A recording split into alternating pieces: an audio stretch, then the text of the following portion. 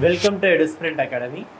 So last கிளாஸில் நம்ம வந்து பிரசிடென்ட் வரையும் முடிச்சிருந்தோம் இல்லையா? ஸோ அதோட கண்டினியூஷன் தான். சென்ட்ரல் கவர்மெண்ட்டே நம்ம அடுத்து என்ன பார்க்க போகிறோம் அப்படின்னா பார்லிமெண்ட் பற்றி பார்க்க போகிறோம். ஸோ ப்ரிலிம்ஸில் கண்டிப்பாக நீங்கள் பார்லிமெண்ட்ஸ் பற்றி படிச்சிருப்பீங்க. பட் நம்ம மெயின்ஸ் பாயிண்ட் ஆஃப் வியூவில் அதை எப்படி அணுகிறது அப்படின்னா நம்மளுடைய ஆர்டிகல்ஸ் தான். ப்ரிலிம்ஸில் நீங்கள் எப்படி படிச்சிருப்பீங்க, புக்கில் கொடுத்துருக்க கண்டென்ட் படிச்சிருப்பீங்க. அது இல்லாமல் சின்ன சின்ன ஃபேக்ட்ஸ் உங்களுக்கு தெரிஞ்சதை நீங்கள் படிச்சிருப்பீங்க. பட் மெயின்ஸுக்கு நீங்கள் ப்ரிப்பேர் ஆகும்போது நம்மளோட ஆர்டிக்கலில் என்னெல்லாம் சொல்லியிருக்காங்களோ அது எல்லாத்தையும் பற்றி படிக்கிறது தான் மெயின்ஸ் பாயிண்ட் ஆஃப் வியூவாக இருக்கும். ஸோ உங்களுக்கு நான் கிளாஸ் எடுத்துகிட்டு போக போகிறதோ அப்படி தான் எடுத்துகிட்டு போக போகிறேன். எப்படின்னா ஒவ்வொரு ஆர்டிக்கலாக அதோட சப் கிளாஸ் வச்சுவே உங்களுக்கு நான் எக்ஸ்பிளைன் பண்ண போகிறேன். ஓகேவா? சரி, ஓகே. ஸோ பார்லிமெண்ட்டில் சென்ட்ரல் கவர்மெண்ட்டில் பிரசிடென்ட்டுக்கு அப்புறம் எக்ஸிக்யூட்டிவ் பாடி அப்படின்னு பார்த்தீங்க அப்படின்னா நமக்கான பிரைம் மினிஸ்டர் அப்படின்றத நம்ம சொல்லுவோம். ரைட்டா? ஸோ நம்ம பிரசிடென்ட்டுக்கான ஆர்டிக்கல் எதோ வரைக்கும் பார்த்தோம்? ஆர்டிக்கல் 72 வரைக்கும் பார்த்தோமா? ஆர்டிகல் 72ன்றது என்னவா இருக்கும்? அவருக்கான பார்டனிங் பவராக இருக்கும், மன்னிப்பு அளிக்கக்கூடிய அதிகாரமாக இருக்கும். ஓகேவா? ஸோ அடுத்து நம்ம எந்த ஆர்டிக்கலுக்கு போகிறோம் அப்படின்னா ஆர்டிகல் 74. ஆர்டிகல் 74 என்ன? Council of ministers to aid and advise the president. அப்போ இதில் என்ன சொல்கிறாங்க அப்படின்னா கவுன்சில் ஆஃப் மினிஸ்டர்ஸ்னு இருப்பாங்க. அவங்க யாருக்கு அட்வைஸ் பண்ணுவாங்கன்னா பிரசிடென்ட்டுக்கு அட்வைஸ் பண்ணுவாங்க அப்படின்னு சொல்லுவாங்க. ஆக்சுவலாக இதுக்கு என்ன மீனிங் அப்படின்னா பிரசிடென்ட் படிக்கும்போது நம்ம ஒரு பவர்ஸ்லாம் படித்தோம் இல்லையா? என்னென்ன பவர் படித்தோம்? லெஜிஸ்லேட்டிவ் பவர் படித்தோம், executive, finance, military, pardoning, ordinance making,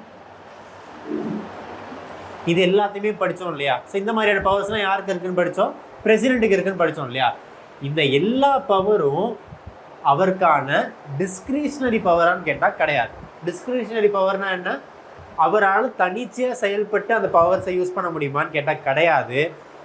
இவருக்கு இவ்வளோ பவர் இருக்குன்னு படித்தோம் இல்லையா? அது எல்லாத்தையும் இந்த ஒத்த வரையில் முடிச்சுட்டாங்க. என்ன அப்படின்னா council of ministers to aid and advise the president. அப்போ பிரசிடென்ட் என்ன மாதிரியெல்லாம் ஒரு செயல்பாடு எடுக்கிறாரோ அந்த எல்லா செயல்பாட்டுக்கு பின்னாடியும் அவருக்கு அட்வைஸ் பண்ணுறதுக்கு யார் இருப்பாங்களா? கவுன்சில் ஆஃப் மினிஸ்டர்ஸ் இருப்பாங்க அப்படின்னு சொல்கிறது தான் இந்த ஆர்டிகல். ஓகேவா? ஸோ அப்போ ஃபஸ்ட்டு கிளாஸ் 1 பாருங்கள். 74 sub clause 1. There shall be a council of ministers with the president, with the prime minister at the head of to aid and advise the president, who shall in exercise his function act in accordance with such advice. So அப்படின்னு என்ன சொல்லியிருக்காங்க? Council of ministers இருப்பாங்க. அந்த council of minister ஹெட்டாக யார் இருப்பா? Prime minister இருப்பார். Prime minister and council of மினிஸ்டரோட வேலை என்னவாக இருக்கும்?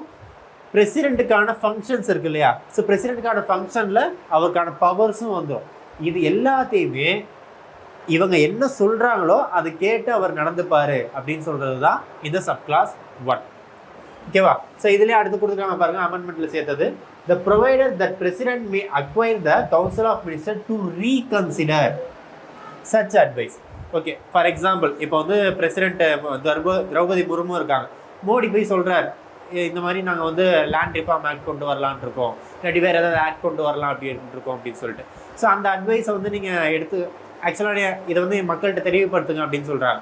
அப்போ முர்மு என்ன சொல்கிறாங்க? இல்லை, இதில் ஏதாவது சேஞ்சஸ் கொண்டு வந்தால் நல்லா இருக்கும்னு நினைக்கிறேன், நீங்கள் இதை ரீகன்சிடர் பண்ணி பாருங்கள் அப்படின்னு சொல்லிட்டு மறுபடியும் என்ன பண்ணிடுறாங்க? பிரசிடென்ட்டுக்கு வந்து பிரைம் மினிஸ்டருக்கு இதை அனுப்பிடுறாங்க.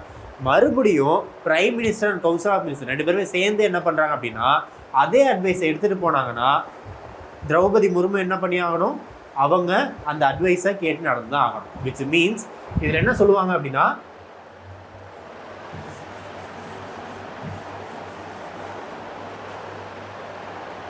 Constitutional amendment act. ரைட்டா? ஸோ கான்ஸ்டியூஷனல் அமெண்ட்மெண்ட் ஆக்டோ இல்லை ஏதோ ஒரு பில்லோ, ஓகேவா? So for example bill, any kind of bill, இது யாருக்கு அனுப்புகிறாங்க? பிரசிடென்ட்டுக்கு அனுப்புகிறாங்க. பிரசிடென்ட்டுக்கு யார் அனுப்புகிறா? Council of minister through parliament அனுப்புகிறாங்க. அப்போ பிரசிடென்ட் ஃபஸ்ட்டு என்ன பண்ணுறாங்க? அந்த பில்லை ரிட்டர்ன் பண்ணுறாங்க. ஸோ ரிட்டர்ன் பண்ணுறாங்கன்னா ஃபார் ரீகன்சிடரேஷன். ரீகன்சிடரேஷன் ரிட்டர்ன் பண்ணாங்க அப்படின்னா எய்தர் அவங்க அந்த சம் சேஞ்சஸை கொண்டு வரலாம், கொண்டு வராமலும் இருக்கலாம்.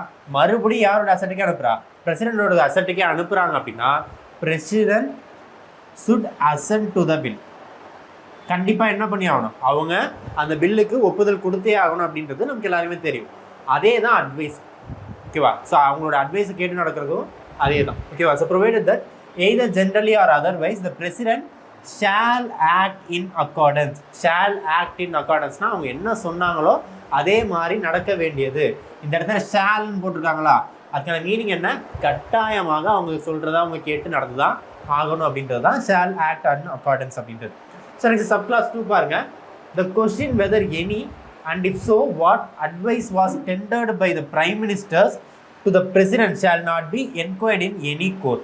என்ன கைண்ட் ஆஃப் அட்வைஸ் கொடுத்துருக்கோம் அப்படின்னு சொல்லி கோர்ட்னால என்ன பண்ண முடியாது, என்கொயர் பண்ண முடியாது. ஓகேவா? ஸோ இதுதான் ஆர்டிகல் 74ல் நம்ம படிக்க வேண்டியது. ஆர்டிகல் 74னா ஒன்றும் இல்லை, there shall be a council of minister to aid and advise the president. Next 75 other provisions as to ministers. The prime minister shall be appointed by the president. அப்போ prime minister யார் appoint பண்ணுவாங்களாம், prime மினிஸ்டரை president appoint பண்ணுவார். ஓகேவா? So அந்த other minister shall be appointed by the president on the advice of the prime minister. அப்போது other minister. ஓகேவா? So அப்போ மினிஸ்டர்ஸை யார் தான் அப்பாயிண்ட் பண்ணுவா, அதையும் பிரசிடென்ட் தான் பண்ணுவார். ஆனால் யார் யாரெல்லாம் மினிஸ்டர்னு பிரசிடென்ட்னாலும் நேரடியாக அப்பாயிண்ட் பண்ண முடியுமான்னு கேட்ட முடியாது. அதை யார் தான் சொல்லுவா, பிரைம் மினிஸ்டர் தான் சொல்லுவார் அப்படின்றது தான் இந்த.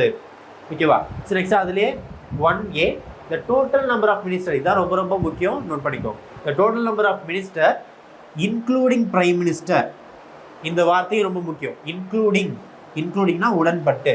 So including the prime minister in the council of minister shall not exceed 15% to the total number of members of the house of the people. அப்போ கவுன்சில் ஆஃப் மினிஸ்டர்னு ஒரு போஸ்டிங் இருக்கு இல்லையா, அப்போ அந்த கவுன்சில் ஆஃப் மினிஸ்டர் மொத்த எண்ணிக்கை எவ்வளோ இருக்கணுமா,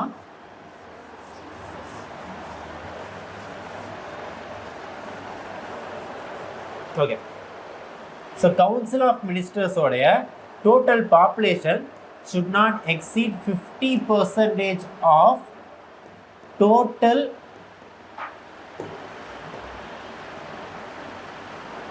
members of parliament. அப்படின்னா என்ன அர்த்தம், பாராளுமன்றத்தோடைய மொத்த உறுப்பினர்களோட எண்ணிக்கை இருக்கு இல்லையா, அந்த மொத்த உறுப்பினர்களோட எண்ணிக்கையில் 15% மேலே இருக்கக்கூடாது. Shawl not exceed. அப்போ அந்த 15% யாருமே உள்ளடங்குறாங்களா, பிரைம் மினிஸ்டரும் உள்ளடங்குறாங்கன்றது தான் இந்த இடத்துல இன்க்ளூடிங் அப்படின்றது கொடுக்கலாம். Including prime minister. அப்போ ஸ்டேட்மெண்ட்டில் வைக்கும்போது உங்களுக்கு எப்படி வைப்பாங்க அப்படின்னா, total number of minister excluding prime மினிஸ்டர்னு வச்சாங்கன்னா அந்த இடத்துல நமக்கு கன்ஃபியூஸ் ஆகும். இன்க்ளூடிங் பிரைம் மினிஸ்டர், ரைட்டா? ஸோ நெக்ஸ்ட், ஸோ அதே தான் தமிழில் இருக்குது. ஒரு வாட்டி வீடியோ பாஸ் பண்ணி என்ன பண்ணுங்கள், தமிழ்லையும் படித்து பார்த்துக்கோங்க. அப்படி இல்லைன்னா இந்தியன் கான்ஸ்டியூஷன் இன் தமிழ்னு நீங்கள் போட்டு பார்த்தீங்க அப்படின்னா உங்களுக்கான இந்த பிடிஎஃப் அப்படின்றது கிடைக்கும், ரைட்டா? ஸோ நெக்ஸ்ட்,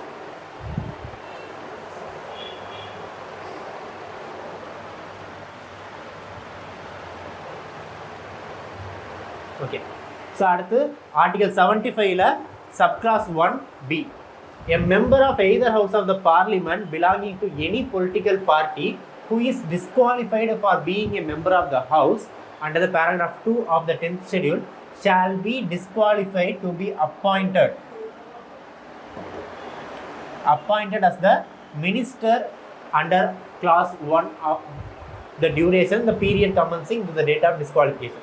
ஸோ இதில் என்ன சொல்லியிருக்காங்கன்னா வேறு ஒன்றும் இல்லை. இப்போது யார் மினிஸ்டர் ஆக முடியும், எம்பியாக இருக்கிற ஒரு ஆளை தான் என்னவா மாற்றுவாங்க, மினிஸ்டராக மாற்றுவாங்க, ரைட்டா? அப்போது எம்பியாக இல்லாதவங்களாம் நம்மளால் மினிஸ்டராக மாற்ற முடியாது.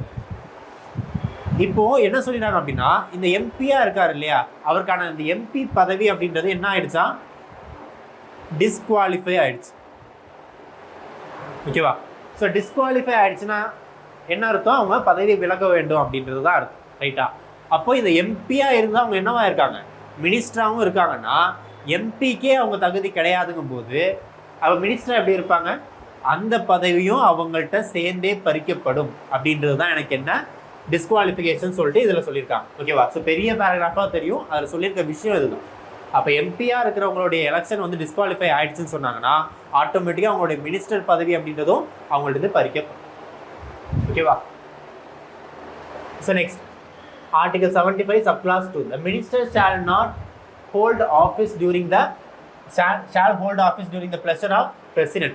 ஸோ பிரசிடென்ட்டோடைய ப்ளஷரில் தான் அவங்க அந்த ஆஃபீஸை ஹோல்ட் பண்ணுவாங்கன்னு அர்த்தம். அப்படின்னா என்ன அர்த்தம்னா, பிரசிடென்ட் ஒரு மினிஸ்டரை பதவி விலகணும்னு சொல்லிட்டாங்கன்னா அவங்க விலகி தான் ஆகணும்.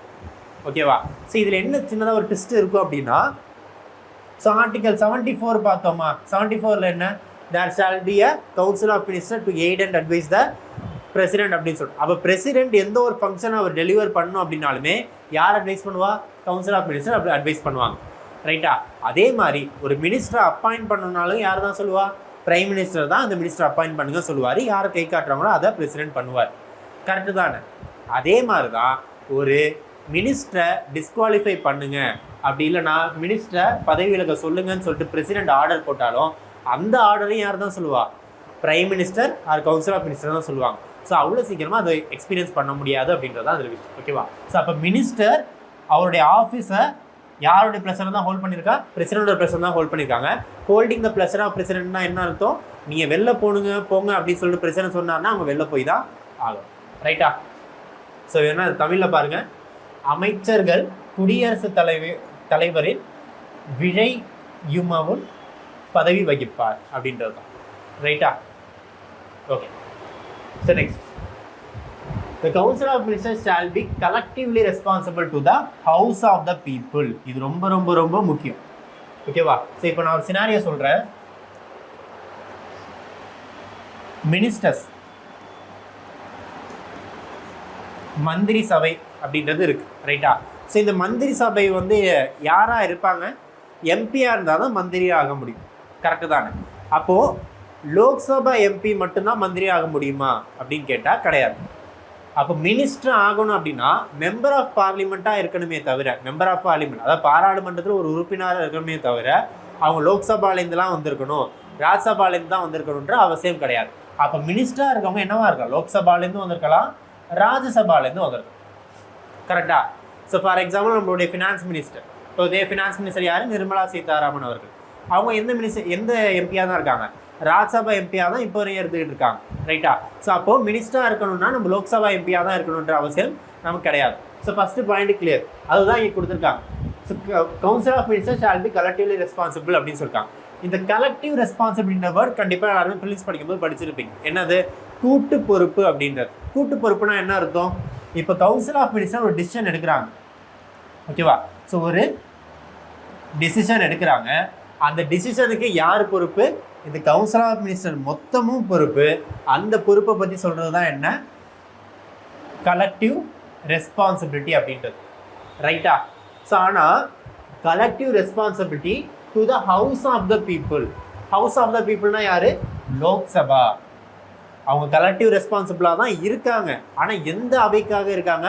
லோக்சபா எடுக்கக்கூடிய டிசிஷனுக்கு மட்டும்தான் அவங்க கலெக்டிவ் ரெஸ்பான்சிபிளாக இருக்காங்களே தவிர ராஜ்யசபா எடுக்கக்கூடிய டிசிஷனுக்கு அவங்க கலெக்டிவ் ரெஸ்பான்சிபிளாக இல்லை. அப்படின்னா என்ன அர்த்தம்னா, ராஜ்யசபாலேருந்து ஒரு எம்பி மினிஸ்டராக மாறி இருந்தாலும் அவங்களுடைய கலெக்டிவ் ரெஸ்பான்சிபிலிட்டின்றது எதுக்கு மட்டும்தான்? லோக்சபாவுக்கு மட்டும்தானே தவிர ராஜ்யசபாவுக்கு கிடையாது. இது ரொம்ப ரொம்ப கேர்ஃபுல்லாக நீங்கள் கவனிக்கணும். அகைன் இதுலேயுமே என்ன பண்ணுவாங்க? ஸ்டேட்மெண்ட்டை மாற்றி கொடுத்து council of ministers shall be collectively responsible for both the house of the பார்லிமெண்ட்னு போட்டாங்கன்னா ஜோலி முடிஞ்சுது. ரைட்டா? ஏன்னா அப்போதைக்கு நம்ம என்ன பண்ண மாட்டோம், அதை இப்போ கவனமாக படிக்க மாட்டோம். ஸோ நீங்கள் collective responsible house of the people அப்படின்னா லோக்சபாவுக்கு மட்டும்தான் அவங்க என்ன? Collective responsible. Next, before a minister enters upon his office, the president shall administer to him to oaths of the office according to him. So ஒன்றும் இல்லை. So third ஷெடியூலில் சொல்லியிருக்கபடி அவங்களுக்கான பதவி பிரமாணம் அப்படின்றத யார் பண்ணி வைப்பா? பிரசிடென்ட் பண்ணி வைப்பார். அது clause 4. Clause 5, a minister who was any person of 6 consecutive months is not a member of the parliament. So இதுவுமே நம்ம ப்ரிலிம்ஸில் படித்தது தான். என்னென்னா, ஸோ ஒரு மினிஸ்டரை செலக்ட் ஆகணும் அப்படின்னா அவங்களுக்கான பேசிக் குவாலிஃபிகேஷன் சொல்லியாச்சு, எம்பின்னு சொல்லியாச்சு. ஓகேவா? ஸோ அப்போது ஒரு மினிஸ்டராக இருக்காங்கன்னா அவங்க ஃபஸ்ட்டு என்னவாக இருக்கணும்? எம்பியாக இருக்கணும். ரைட்டா? அப்போ ஆரம்பத்துலேருந்து அவங்க எம்பியாக இருக்கணுமான்னு கேட்டால் கிடையாது. ஒரு நான் எம்பி, அதாவது எலெக்ஷனில் பார்ட்டிசிபேட் பண்ணி தோற்று போனவங்களை கூட நம்ம என்னவா மாற்றலாம்? மினிஸ்டர்ஸாக அறிவிக்கலாம், மந்திரியாக அறிவிக்கலாம். ஆனால் அடுத்த 6 மாதத்துக்குள்ளே நடக்க போகிற பை எலெக்ஷன்லையோ இல்லை வேறு ஏதாவது ராஜ்யசபா எலெக்ஷன்லையுமே அவங்க மெம்பர் ஆஃப் பார்லிமெண்ட்டாக மாறிக்கணும், எம்பியாக மாறி இருக்கணும். ரைட்டா? ஸோ அப்போது ஒரு நான் எம்பியை கூட மினிஸ்டராக மாற்ற முடியும். ஆனால் மினிஸ்டராக அவங்க ஆன பிறகு 6 மாத காலத்துக்குள்ளே அவங்க மெம்பர் ஆஃப் பார்லிமெண்ட்டாக மாறிக்கணும். Either Lok Sabha or Rajya Sabha. Okay, லோக்சபாவில் மட்டும்தான் வாங்கணுன்ற அவசியம் கிடையாது, ராஜ்சபாவில் கூட அவங்க எம்பியாக மாறிக்கலாம். ஸோ அதுதான் இந்த பாயிண்ட் சொல்லுது. ஸோ நெக்ஸ்ட், அவங்களுக்கான சேலரி அப்படின்றது யார் டிசைட் பண்ணுவா? பார்லிமெண்ட் டிசைட் பண்ணணும். ஓகேவா? மினிஸ்டர்ஸ்க்கான சேலரி யார் டிசைட் பண்ணுவா? பார்லிமெண்ட் டிசைட் பண்ணும். ஸோ இதுதான் ஆர்டிகல் 74 and 75. ஓகேவா? ஸோ இவ்வளோ டீட்டெயில் நம்ம ப்ரிலிம்ஸில் படிச்சிருப்போமான்னு தெரியாது. ஸோ மெயின்ஸ் பாயிண்ட் ஆஃப் வியூவில் இதெல்லாம் ரொம்ப ரொம்ப important. So next, so attorney general நம்ம அடுத்து எங்கே பார்ப்போம்னா கான்ஸ்டிடியூஷனல் அண்ட் நான் கான்ஸ்டியூஷனல் பாடிஸில் பார்ப்போம். ஸோ இப்போதைக்கு நான் அதை ஸ்கிப் பண்ணிக்கிறேன். Okay, so next parliament. ஓகேவா? ஸோ அப்போ யார் யாரை பார்த்துருக்கோம்? நம்ம பிரசிடென்ட் முடிச்சிருக்கோம், பிரைம் மினிஸ்டர்ஸ் அந்த கவுன்சில் ஆஃப் மினிஸ்டர்ஸ் முடிச்சிட்டோம். அடுத்து நம்ம வரப்போகிறது தான் பார்லிமெண்ட், பாராளுமன்றம். ஸோ பாராளுமன்றத்துக்கான ஆர்டிகல் எங்கேருந்து ஆரம்பிக்குது அப்படின்னா ஆர்டிகல் 79 ஆரம்பிக்குது, கான்ஸ்டிடியூஷன் ஆஃப் பார்லிமெண்ட். ஸோ என்ன சொல்லியிருக்காங்க? There shall be a parliament for the union which shall consist of a president and 2 houses to be known as respectively as the council of states and house of the people. அப்போ என்ன சொல்லியிருக்காங்க? பாராளுமன்றம்ன்றது என்ன சொல்லியிருக்காங்க? Parliament. So parliament அப்படின்றது யார் யாரெல்லாம் சேர்ந்து parliament சொல்லியிருக்காங்க? President and 2 houses. President and 2 houses. அப்போ பிரசிடென்ட் அண்ட் 2 houses யார் யார்? Lok Sabha and then Rajya Sabha. இது மூணுமே சேர்ந்தது தான் எனக்கு என்னன்னு சொல்லியிருக்காங்க? பார்லிமெண்ட் அப்படின்றத சொல்லியிருக்காங்க. ஸோ அவ்வளோதான் ஆர்டிகல் 79. அப்போ லோக்சபான்றதுக்கான நேம் என்னவா? House of the people.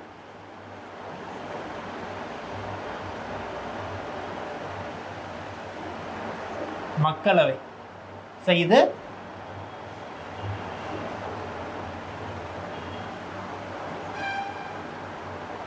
Council of states, மாநிலங்களவை. அவ்வளோதான். ஸோ அதான் லோக்சபா ராஜ்சபான்னு சொல்லிட்டு ஆர்டிகல் 79 கொடுத்துருக்காங்க. Next 80 composition of council of states. அப்போ ராஜ்யசபாவுடைய கான்ஸ்டிடியூஷன் என்ன, அதாவது அவங்களுடைய செயல்பாடு என்ன அப்படின்றது தான். ஓகேவா? ஸோ அப்போ கவுன்சில் ஆஃப் ஸ்டேட்ஸ்னால் என்னன்றது ஃபஸ்ட் கொடுத்துருக்காங்க. The 12 members are to be nominated by the president in accordance with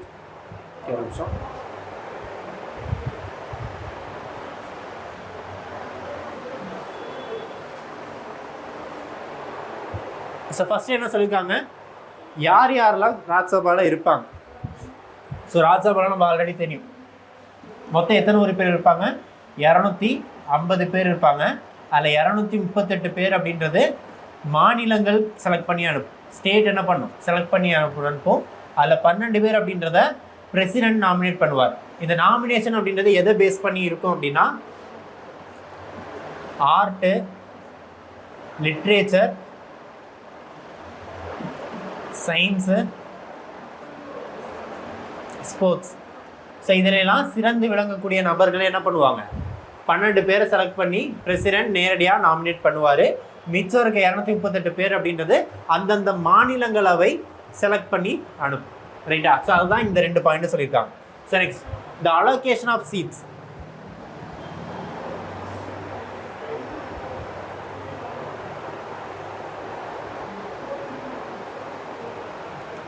Okay. The allocation of seat in the Council of States to be filled by representatives in accordance with the provisions in the behalf of 4th schedule. So அப்போது எனக்கு என்ன? Allocation of seats in council of states. So council of ஸ்டேட்ஸில் வந்து எத்தனை நபர்கள் வந்து இருக்கணும் அப்படின்றத எதை வச்சு செலக்ட் பண்ணுவாங்க? Schedule 4 of the constitution. Schedule 4 என்ன? Number of seats in Rajya Sabha அப்படின்றத எதை வச்சு தான் ஃபிக்ஸ் பண்ணுவாங்க? ஷெட்யூல் 4 வச்சு ஃபிக்ஸ் பண்ணுவாங்க பார்த்தோம் இல்லையா? ஸோ அதுதான் இங்கே சொல்லியிருக்காங்க. The member to be nominated by the president under subclass A of class 1 shall contains a person with a special knowledge and practice in எதெல்லாம் ஸ்பெஷல் நாலேஜ் இருக்குன்னு சொல்லியிருக்காங்க? Literature, science, art, social service. இது மூணுலேயுமே. So நீங்கள் உங்களுக்கு தெரியும் 2013 வந்து சச்சின் டெண்டுல்கரை வந்து ராஜ்யசபா எம்பியாக மாற்றிருந்தாங்க. ஸோ அப்போதைக்கு ஒரு சின்ன சர்ச்சை வந்தது. என்ன அப்படின்னா இதில் சொல்லியிருக்க வார்த்தைகள் என்ன? Literature, science, art, social service மட்டும்தான். இதில் எந்த வார்த்தை இல்லை? ஸ்போர்ட்ஸ் இல்லை.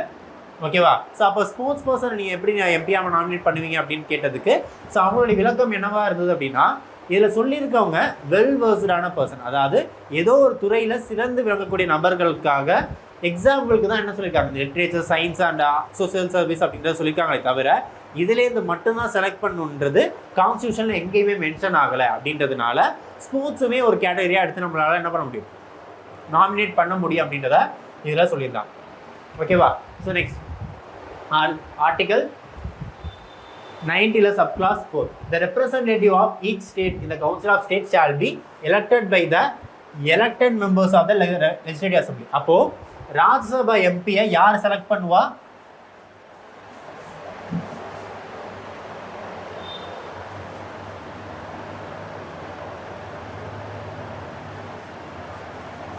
ஸோ ராஜ்யசபா எம்பியை யார் செலக்ட் பண்ணுவா அப்படின்னா அந்தந்த ஸ்டேட் லெஜிஸ்லேட்டிவ் அசம்பிளியில் செலக்ட் பண்ணும். ஃபார் எக்ஸாம்பிள் நம்மளுடைய எம்எல்ஏ தொகுதிகள் மொத்தம் எடுத்தோன்னா எம்எல்ஏ சீட்டு 234. ஓகேவா? ராஜ்யசபா எம்பிகள் எத்தனை பேர் செலக்ட் ஆகி போகிறாங்க? 18 பேர் ராஜ்யசபா எம்பியாக செலக்ட் ஆகி போகிறாங்களா? இந்த 234 எம்எல்ஏ இருக்காங்க பாருங்க, அவங்க தான் எந்த 18 எம்பி ராஜ்யசபாவுக்கு போகணுன்றதை செலக்ட் பண்ணி அனுப்புவாங்க. ரைட்டா? So next, the representative of the union territories in the state council of state shall be chosen in such a manner that parliament may be by law president. Actually legislative union territories claim வந்து represent பண்ணி யார் போவா? MPs வந்து போவாங்க. So அது எப்படி போகணுன்றதை யார் decide பண்ணுவா? பார்லிமெண்ட் டிசைட் பண்ணணும்னு சொல்லியிருக்காங்க. ஓகேவா? ஸோ எந்தெந்த யூனியன் டெரிட்டரியை பற்றி பேசுகிறாங்கன்னா, யூனியன் டெரிட்டரி எதுக்கெல்லாம் லெஜிஸ்லேட்டிவ் அசம்பிளி கிடையாதோ அவங்கள பற்றி பேசுகிறது தான் இந்த article 80 subclass 5. So next, composition of house of the people. Okay, house of the பீப்புளில் இருக்கிறவங்களுடைய காம்போசிஷன் என்னவா இருக்கு? ஸோ ஃபர்ஸ்ட் சப்கிளாஸ் 1 என்ன சொல்லியிருக்காங்க? Not more than 530 members chosen by the direct election from the territorial constituency. So இது வரைக்கும் நம்ம யாரை பற்றி பார்த்தோம்? ராஜ்யசபா பற்றி பார்த்தோம் இல்லையா? ஸோ அடுத்து யாரை பற்றி பார்க்குறோம் அப்படின்னா லோக்சபா பற்றி பார்க்கணும்.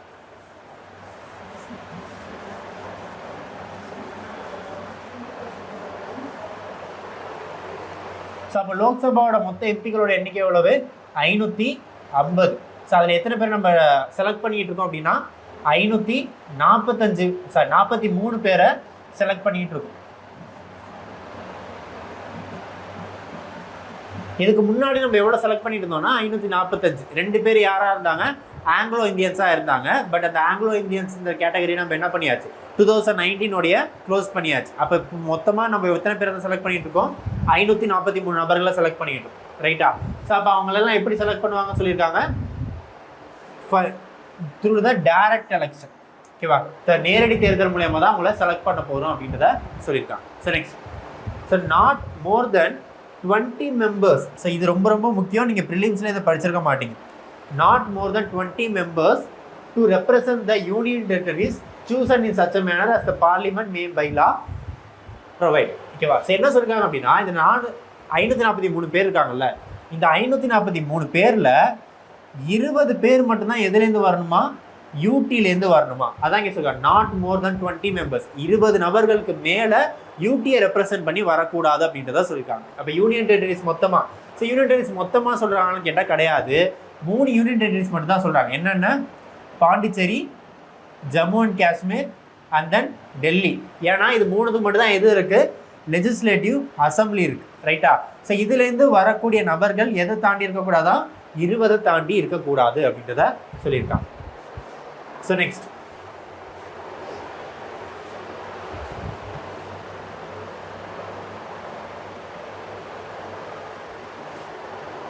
for the purpose of subclass A class 1 there shall be allotted a such state a number of seats in the house of the people in such a manner that ratio between that number and the population of the state. So என்ன சொல்கிறாங்கன்னா, இப்போ நம்ம சொல்லிட்டோம் 234 பேரை வந்து 543 பேரை select பண்ண போகிறாங்க அப்படின்னு சொல்லிட்டு. அப்போ இந்தந்த ஸ்டேட்லேருந்து இவ்வளோ நபருக்கு தான் வரணும்னு சொல்லியிருக்காங்களே. தமிழ்நாடுன்னு எடுத்துக்கிட்டீங்க அப்படின்னா 39 பேர் தான் வரணும். பாண்டிச்சேரினா 1 நபர் மட்டும்தான் வரணும் அப்படின்னு சொல்கிறோம் இல்லையா? இதை எப்படி டிசைட் பண்ணுவாங்கன்னா, பேஸ்ட் ஆன் தட் பாப்புலேஷன். அப்போது எதுக்கும் ரேஷியோ எடுப்பாங்க. அந்த ratio between population of the each state constituencies and the number of seats allotted. அப்போ யாருக்கும் ரேஷியோ எடுக்கிறாங்க? அந்தந்த ரீஜியனோட population divided by number of seat. சரி, இதை எக்ஸாம்பிள் கேட்கலாம். அப்போ ரேஷியோன்றது எதை பொறுத்து டிசைட் ஆகும்? இங்கே உங்களை கன்ஃபியூஸ் பண்ணுறதுக்காக என்ன சொல்லுவாங்க அப்படின்னா, பாப்புலேஷனுக்கு பதிலாக லேண்ட் ஏரியான்னு கொடுப்பாங்க. லேண்ட் ஏரியான்னு கொடுத்து நம்பர் ஆஃப் சீட்ஸ்ன்னு கொடுத்தாலும் தப்பு தான். அப்படி இல்லைன்னா population divided by total land ஏரியான்னு கொடுக்கலாம். இது எதுவுமே கிடையாது. அப்போ 1,00,000 நபர்களுக்கு ஒருத்தவங்க அப்படின்ற கணக்கில் வச்சுருக்காங்க அப்படின்ற மாதிரி புரிஞ்சுக்கோங்க. ரைட்டா? ஸோ அப்போது எனக்கு population divided by number of seat இதோட ரேஷியோ இருக்குல்ல, இந்த ரேஷியோ எனக்கு எதுக்கு ஈக்குவலாக இருக்குன்னா, இப்போ நான் கேரளாவோட பாப்புலேஷனுக்கும் கேரளாவோட நம்பர் ஆஃப் சீட்டுக்கும் ஒரு ரேஷியோ எடுத்தேன்னா இந்த 2 ரேஷியோவும் எனக்கு சேமாக இருக்கணும். அதுதான் இங்கே சொல்லியிருக்காங்க. ரைட்டா? So each state shall be divided in territorial constituencies in such a manner that the ratio between the population of each constituency and the number of seats allotted to it so far as predictable is same throughout the state. அப்போ எல்லா ஸ்டேட்டுக்கும் இந்த ratio என்னவா இருக்கணுமா, கான்ஸ்டண்ட்டாக இருக்கணும் அப்படின்றத சொல்லியிருக்காங்க. ரைட்டா? So next, the provision that subclause A of this article shall not be applicable for the purpose of allotment of seat in House of the People to any state as long as the population of state does not exceed 6 million. So 6 million தாண்டி இருக்கிறவங்களுக்கு இது பொருந்தாது அப்படின்னு சொல்லியிருக்காங்க.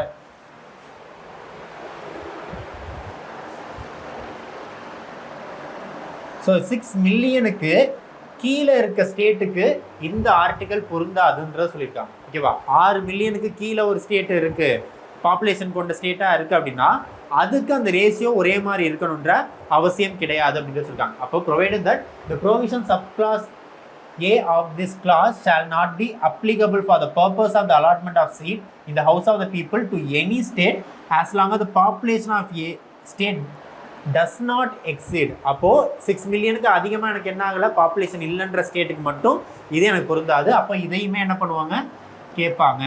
இதை note பண்ணிக்கோ. ஓகேவா? எத்தனை மில்லியன்? 6 மில்லியன்.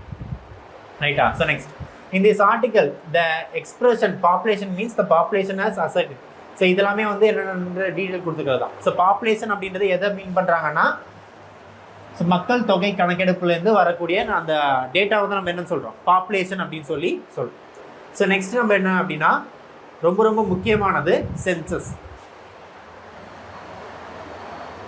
ஸோ சென்சஸ்ன்றது எப்படிலேருந்து எடுத்துகிட்டு இருக்காங்க, பிரிட்டிஷ் பீரியட்லேருந்து 1971 ஒரு ட்ரையல் எடுத்தாங்க. 1881 வருஷம் எடுத்துக்கிட்டு இருக்காங்க. அப்போ நம்ம சுதந்திரம் அடைஞ்ச பிறகு நமக்கு எடுக்கப்பட்ட சென்சஸ் அப்படின்றது என்னவாக இருக்கும், 1951 எடுக்கப்பட்ட சென்சஸாக இருக்கும். ரைட்டா?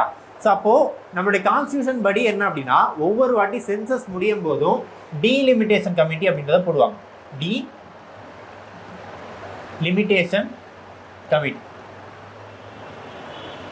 ஸோ இது என்ன டீலிமிட்டேஷன் கமிட்டி அப்படின்னா, எந்தெந்த ஸ்டேட்டுக்கு எவ்வளோ தொகுதிகள் ஒதுக்கப்படணும் அப்படின்றத யார் முடிவு பண்ணுவா, இந்த டீலிமிட்டேஷன் கமிட்டி தான் முடிவு பண்ணும். ரைட்டா?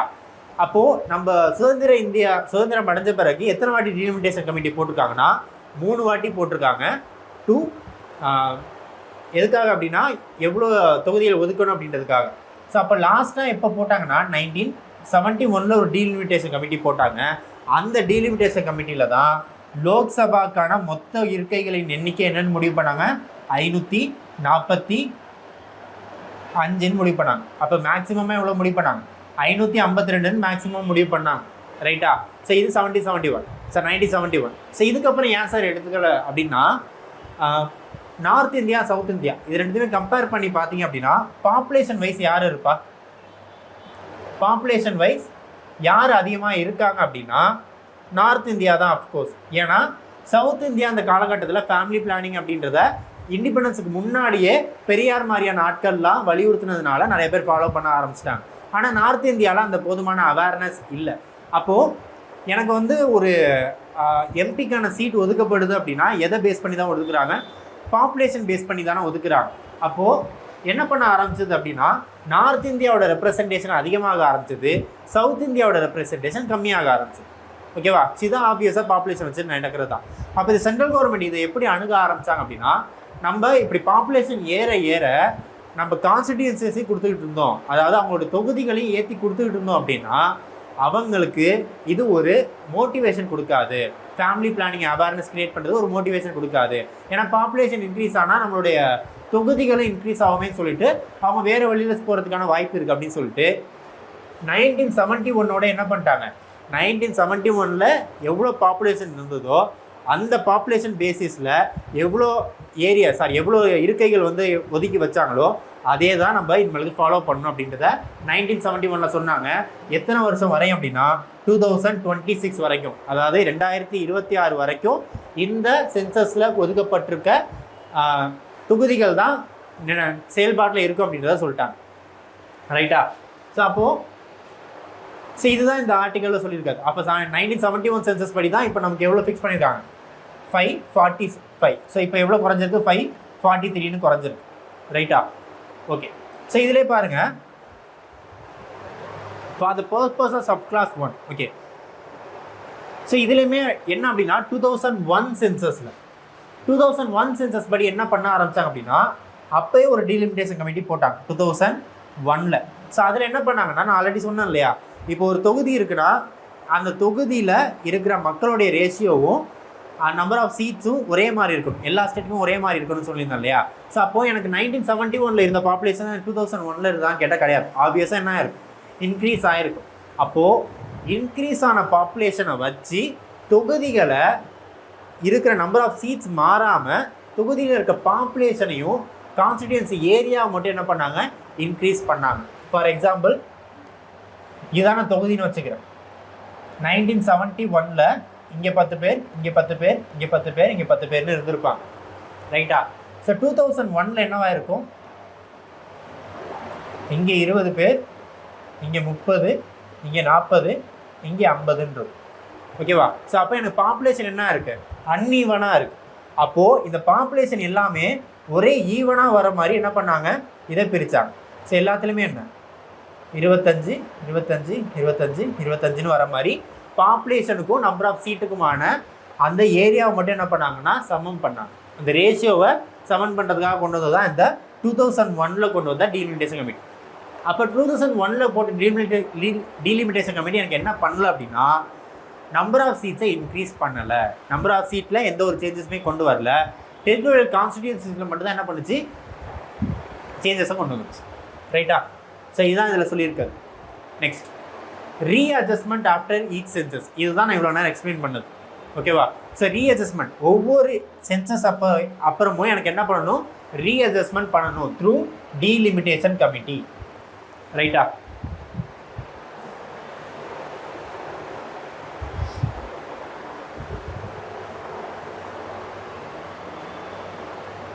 ஸோ நெக்ஸ்ட், ஸோ இது எல்லாமே ஆல்ரெடி நான் எக்ஸ்பிளைன் பண்ணது தான். ஓகேவா? ஸோ அதுதான் இதிலே கொடுத்துருக்காங்க. Next, duration of the house of the parliament போயிடலாம்.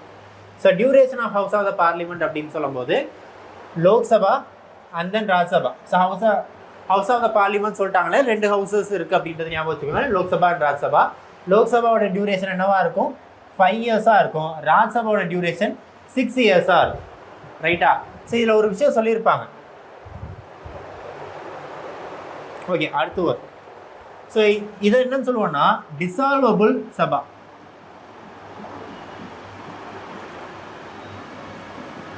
இதை டிசால்வபிள் ஹவுஸ்ன்னு சொல்லுவோம். ராஜ்சபா என்னன்னு சொல்லுவோம்னா பெர்மனன்ட் ஹவுஸ்ன்னு சொல்லுவோம்.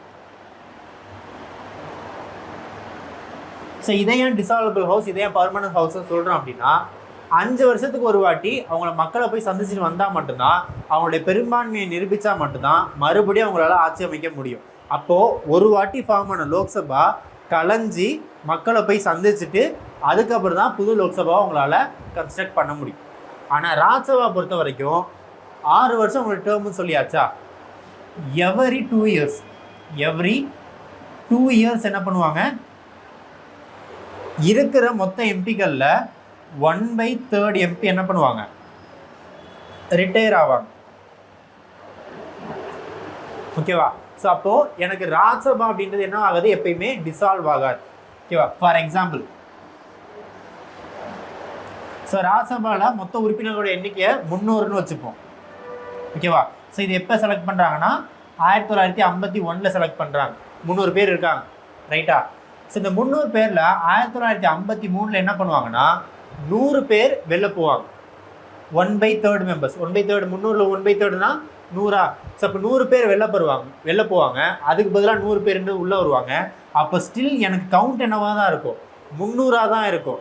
ஆனால் ரிட்டையர் ஆகிட்டு வெளில போயிட்டு உள்ளே வந்தவங்களோட எண்ணிக்கை மாறாமல் சேஞ்ச் ஆகாமல் விடாமல் பார்த்தோம். ஓகேவா? ஸோ அப்போது இதில் 3 செட்டாக பிரிப்பாங்க. ஃபஸ்ட்டு செட்டில் ஒரு 100, செகண்ட் செட்டில் ஒரு 100, தேர்ட் செட்டில் ஒரு 100. அப்போ இந்த ஃபஸ்ட் செட்டில் இருக்க 100 தான் வெளில போனாங்களா? ஸோ அடுத்து 2வது செட்டில் இருக்கிறவங்க 1955 இவங்க வெளில போவாங்க. இவங்களுக்கு பதிலாக ஒரு 100 பேர் வருவாங்க. 3வது செட்டில் இருக்கிறவங்க 1957 வெளில போவாங்க. அவங்களுக்கு பதிலாக ஒரு 100 பேர் உள்ளே வருவாங்க. ஸோ இதனால என்ன ஆகும் அப்படின்னா, ராஜ்யசபாவில் இருக்கிற உறுப்பினரோட எண்ணிக்கை மாறாமல் சேமாக மெயின்டைன் ஆகிட்டே வரும். ஸோ இதனால தான் என்ன சொல்லுவாங்க, இதை பெர்மனன்ட் பாடி அப்படின்றத சொல்லுவாங்க. ஓகேவா? So next qualification of members of parliament. So qualifications பொறுத்த வரைக்கும் 2 குவாலிஃபிகேஷன் ரொம்ப முக்கியம். So citizen of India. So அது ஆப்வியஸாக எல்லாத்தையுமே இருக்கிறது தான். அப்போ லோக்சபா எம்பியாகவும் இருக்கீங்க, ராஜ்யசபா எம்பியாக இருக்கீங்கன்னா 2 பேருமே என்னவா இருக்கணும், ஃபஸ்ட்டு இந்தியன் சிட்டிசனாக இருக்கணும். 2வது என்ன, லோக்சபா எம்பியாக இருந்தால் உங்களோட வயசு 25 வயசுக்கு மேலே இருக்கணும். ராஜ்யசபா எம்பியாக இருந்ததுன்னா 30 வயசுக்கு மேலே இருக்கணும். ஓகேவா? ஸோ அதே மாதிரி அடுத்து முக்கியமானது ஆஃபீஸ் ஆஃப் ப்ராஃபிட் வச்சிருக்கக்கூடாது. நம்ம பிரசிடென்ட் படிக்கும் போதெல்லாம் ஆஃபீஸ் ஆஃப் ப்ராஃபிட்னு படிச்சிருப்போம். ஒரு வேளை நீங்கள் பார்க்கல அப்படின்னா பிரசிடென்ட் வீடியோ பார்த்துட்டு அதுக்கப்புறம் வாங்க, அப்போ தான் புரியும். ஓகேவா? ஸோ ஆஃபீஸ் ஆஃப் ப்ராஃபிட் வச்சிருக்கக்கூடாது அப்படின்றத சொல்லியிருப்பாங்க. ஸோ அதான் சொல்லியிருப்பேன். That shall not be qualified to be chosen in the seat of the parliament if the citizen of India first இருக்கணும். ஸோ அடுத்து என்னன்னா,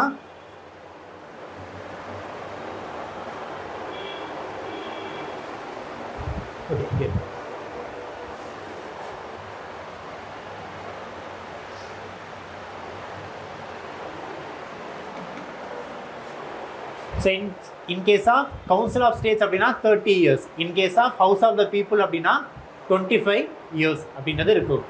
next, so possess other qualification. Parliament என்ன பண்ணும் அப்படின்னா, ரெப்ரசன்டேஷன் ஆஃப் பீப்புள் ஆக்ட் 1951 சொல்லியிருந்தது இல்லையா? So அந்த representation of people ஆக்டில் சொல்லப்பட்டிருக்க குவாலிஃபிகேஷனை யார் பெற்றிருக்கணும், அந்த எம்பிஸ் பெற்றிருக்கணும். So next, session of parliament.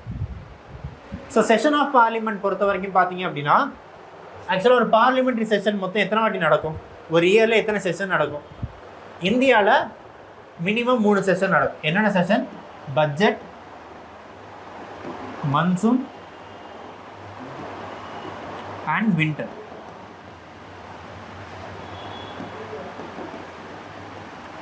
ஓகேவா?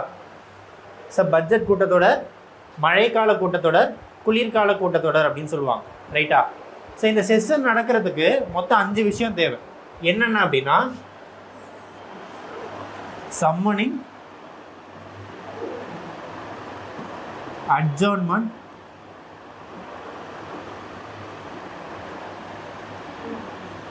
Adjournment, signed by, prorogation, dissolution. இந்த 5 விஷயமும் தேவையா? ஸோ இதில் பார்த்தீங்க அப்படின்னா, சம்மனிங் அப்படின்னா என்ன, கூட்டத்தொடருக்கு அழைப்பு விடுத்தல். ஸோ இதுமாதிரி நாங்கள் கூட்டத்தொடர் கூட்டலான் இருக்கோம், எல்லா எம்பிஸும் வாங்க அப்படின்னு சொல்கிறது பேர் என்ன, சம்மனிங். அட்ஜர்ன்மெண்ட் அண்ட் அட்ஜர்ன்மெண்ட் சைன்டைனா கூட்டத்தொடரை ஒத்தி வைத்தல். ஸோ நீங்கள் கோர்ட் கேசஸ்லாம் பார்த்துருப்பீங்க, சினிமாலெலாம் பார்த்துருப்பீங்க, இந்த கோர்ட் இஸ் அட்ஜர்ன்ட் அப்படின்னு சொல்லுவாங்க. அப்படின்னா என்ன அர்த்தம், இப்போ நடக்க வேண்டிய கோர்ட்டோட தீர்ப்பு அப்படின்றது கொஞ்சம் நேரம் கழித்து நடக்கும், இல்லாட்டி நாளைக்கு நடக்கும், வெள்ளிக்கிழமை நடக்கும் அப்படின்றது கோர்ட் இஸ் அட்ஜர்ன்னு சொல்லுவாங்க. அதே மாதிரி தான் இப்போ ஒரு செஷன் நடக்குது அப்படின்னா, அட்ஜர்ன்மெண்ட் பாஸ் பண்ணுறாங்கன்னா இன்றைக்கி நடக்க வேண்டிய செஷன் நாளைக்கு நடக்கும், இல்லை நாளைக்கு நடக்கும் அப்படின்னு சொல்லிட்டு ஒரு டைம் பீரியட் மென்ஷன் பண்ணி கொண்டு வந்தாங்க அப்படின்னா அது அட்ஜர்ன்மெண்ட்.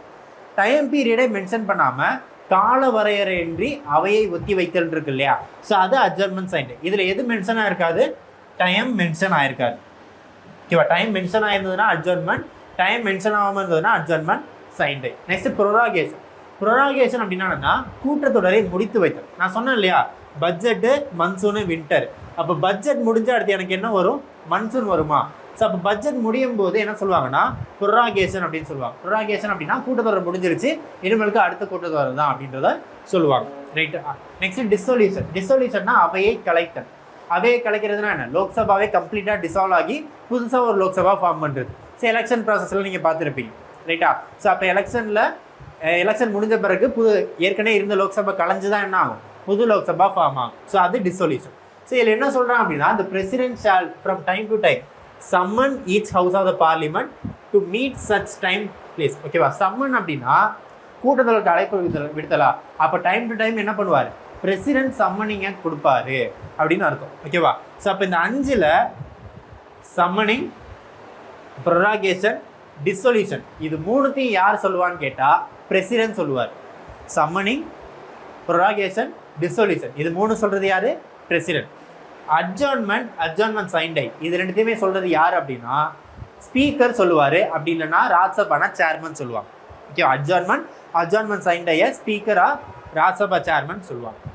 ரைட்டா? ஸோ இதுதான் இதில் சொல்லியிருப்பாங்க. ஓகேவா? So next, the right of the president to address and send the message to the house. So 86 and 87 இது 2மே சேர்ந்தே நான் சொல்லிடுறேன்.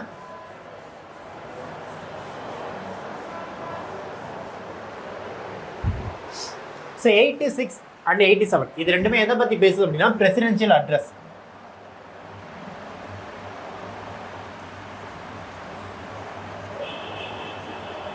ஸோ பிரசிடென்ஷியல் அட்ரஸ்னால் என்ன, அப்போ பிரசிடென்ட் ஏதோ ஒரு விஷயத்தை பார்லிமெண்ட்டுக்கு தெரிவிக்க நினைக்கிறாரு அப்படின்றது தான் பிரசிடென்ஷியல் அட்ரஸ். ரைட்டா? ஓகே. ஸோ இந்த பிரசிடென்ஷியல் அட்ரஸ் எப்பெல்லாம் அவர் கொடுப்பார் அப்படின்னா சில சொல்லியிருப்பாங்க, the commencement of first session after each general election. ஒவ்வொரு ஜென்ரல் எலெக்ஷன் முடிஞ்ச பிறகும் நடக்கக்கூடிய முதல் கூட்டத்தொடரில் என்ன பண்ணுவாங்க, பிரசிடென்ஷியல் அட்ரஸ் கொடுப்பார். 2வது, the commencement of the first session of each year. ஒவ்வொரு ஆண்டும் நடக்கக்கூடிய முதல் பார்லிமெண்ட்ரி செஷனில் என்ன பண்ணுவார், இவர் இந்த அட்ரஸை கொடுப்பார். ரைட்டா? ஸோ இந்த அட்ரஸில் என்ன இருக்கும் அப்படின்னா அடுத்த 5 வருஷத்துக்கு நம்ம கவர்மெண்ட் எந்த மாதிரி செயல்பட போகுது அப்படின்றத பற்றி தான் சொல்லியிருப்பாங்க. ஸோ இதுக்கான அட்வைஸிங் யார் தான் தருவாங்க, கவுன்சில் ஆஃப் மினிஸ்டர்ஸ் தான் தருவாங்க. ரைட்டா? ஸோ அப்போது the provision shall be made by the rules and regulation, the provision of either house of the allotment of the time, the discussion of the matters referred to such address. So அப்படின்னா என்ன அர்த்தம்னா, president என்ன பண்ணுறாரு, ஒரு அட்ரஸை கொடுக்குறாரா, அந்த அட்ரஸை 2 ஹவுஸும் discuss பண்ணியிருக்கணும் குறிப்பிட்ட டைமுக்குள்ளே அப்படின்றத சொல்லியிருக்காங்க. ஓகேவா? ஸோ அதுதான் பிரசிடென்ஷியல் அட்ரஸ். ஸோ அதுலேருந்து கொஸ்டின் உங்களுக்கு எப்படி வரும்னா, பிரசிடென்ஷியல் அட்ரஸை எப்போல்லாம் பிரசிடென்ட் கொடுப்பார், ஃபஸ்ட்டு ஒவ்வொரு ஜென்ரல் எலெக்ஷன் முடிஞ்ச பிறகு நடக்கக்கூடிய முதல் மீட்டிங்கில், 2வது ஒவ்வொரு இயரும் நடக்கக்கூடிய முதல் செஷனில் என்ன பண்ணுவார், அந்த பிரசிடென்ஷியல் அட்ரஸ்ன்றது கொடுப்பார். ஓகேவா? ஸோ அடுத்து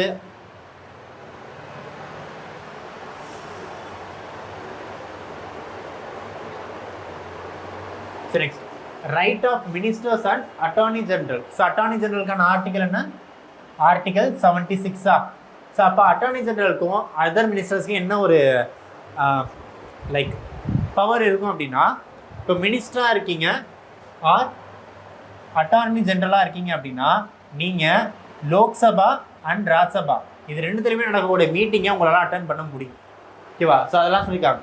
த ரைட் டு ஸ்பீக், ஓகேவா, shall have the right to speak. So அங்கே உங்களால் பேச முடியும், right to speak or otherwise to take part in proceedings of either house of the parliament. So அங்கே நடக்கக்கூடிய விஷயங்களில் உங்களால் பார்ட்டிசிபேட் பண்ண முடியும். ஆனால் அதில் உங்களால் என்ன பண்ண முடியாது அப்படின்னா ஓட் பண்ண முடியாது.